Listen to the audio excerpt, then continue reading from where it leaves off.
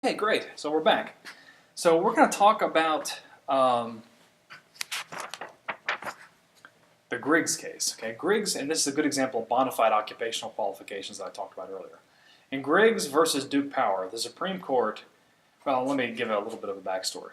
Griggs was somebody who was an African American. He wasn't able to get promoted at work, and he thought it was because he was African American.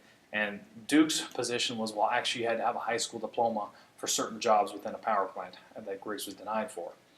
And in Griggs versus Duke Power, they basically found, in favor of Griggs, by the way, that those certain jobs that he was denied for did not actually require a high school diploma.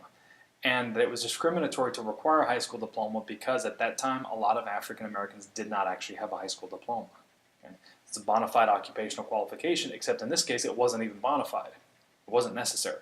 And so because of the Supreme Court decision, employers now need to pay a little bit more attention.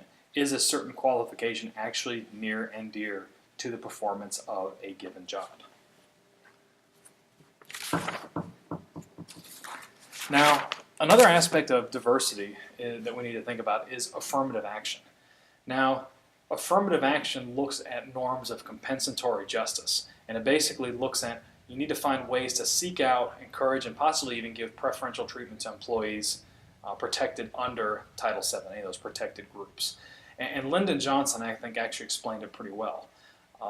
If you have two people running a 100-meter race, is it fair if one person was beaten, starved, and never trained a day in his life, races against somebody who has had every training opportunity, great nutrition, everything else? Is that a fair race? And he says, well, no. That person that's been beaten down and held back needs to at least be able to advance 40 or 50 meters ahead so that when the race starts, he actually has some sort of a possibility of finishing the race. So that's kind of the principle of affirmative action, kind of trying to make up for past wrongs or compensatory justice. And now the first affirmative action case was from Alan Bake. He was a white male denied admission to medical school, and he claimed it was reverse discrimination. And the court ruled in his favor, and this is important. Okay? He claimed that he was denied a spot and an African American was given his spot exclusively because of the color of his skin. And so the thing that you have to think about with affirmative action is that it should not wind up resulting in an absolute bar to admission of one race over another into employment or into a university setting. Okay? And you had a similar one at Kaiser Aluminum with Brian Weber. And in Weber's case, there are actually two promotion lists. So the idea was kind of like we would promote one Caucasian and then two African Americans, one Caucasian and two African Americans, one, and like that. And so Brian Weber claimed that was a form of discrimination, and he was shot down because it did adhere to the spirit of the law with regards to affirmative action.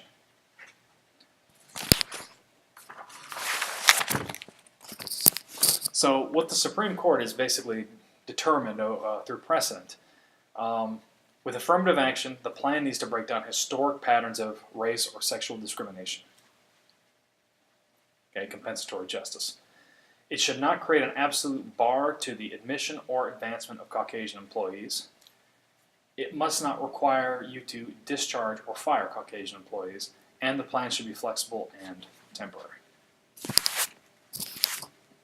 Now, of course, we talk about utility in the affirmative action debate. Is this promoting the greatest good for the greatest number, or is it promoting greater good for a select number? That's a tough one to answer.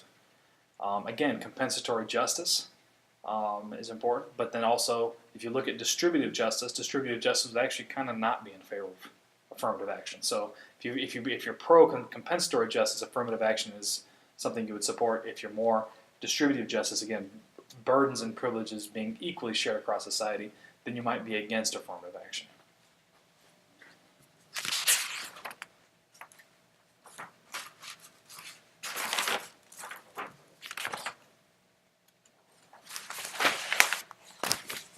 Of course, in addition to affirmative action, African Americans, women have also been discriminated against in the workplace. And this is a very complex and difficult issue.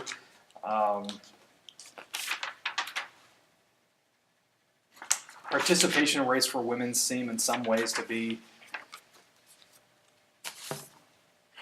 higher in some developing countries than others. Unfortunately, there are a lot of stereotypes that contribute to a lack of female participation in the workplace. And a lot of them are in the media, they're in books. Unfortunately, sometimes men have certain stereotypes about women and their abilities in the workplace. This is not something that's all that easy to break. And a lot of it, again, comes from the media, it comes from society, and also it comes from certain types of work. The stereotype that we tend to make, for example, is that there may be more blatant sexism in a blue-collar setting. I don't know that that's all that true.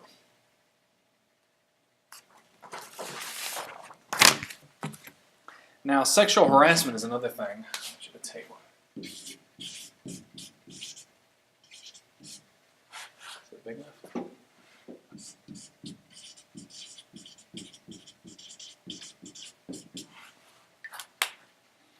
Two kinds of things I want you to remember with sexual harassment.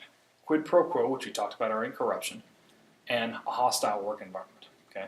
Quid pro quo, what does that mean?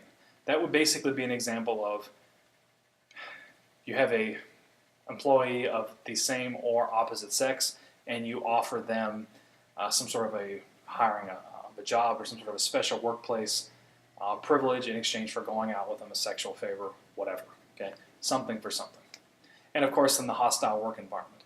That's when people are making comments or inappropriate jokes and these kinds of things. And it gets to the point where an individual no longer feels comfortable working there.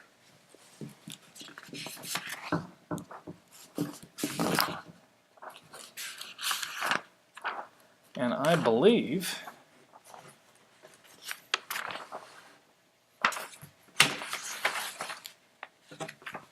this just about wraps up this section.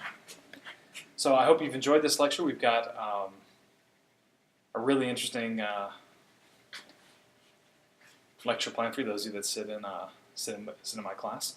So I'm Duncan Pelly, and I hope you enjoyed this lecture, and we'll see you next time.